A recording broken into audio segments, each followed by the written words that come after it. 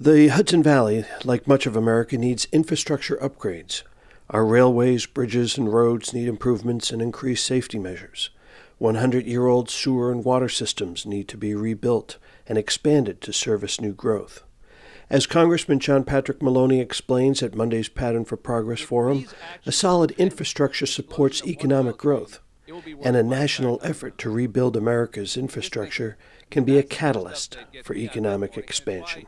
I think infrastructure policy is so vitally important because it's so relevant to all of our lives. It means better access to markets, and it means a better economy, and it means more wealth creation for our middle class, and it means safety as we go to and from work. The biggest failure in Washington today is not a lack of funding, it is a lack of imagination. It is a lack of leadership. That's the biggest problem in Washington today.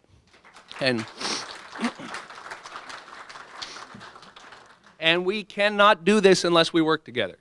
We cannot do this unless we do it in a bipartisan fashion. We need a 5-year or longer bill. We ought to be north of $500 billion to $600 billion.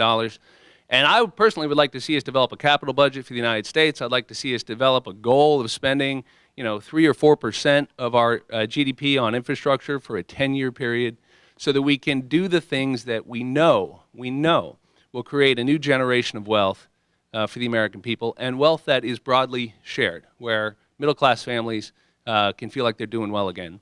I was real impressed with Congressman Maloney and how he's trying to work bipartisan to get infrastructure money for all of us, because he knows it's a great need.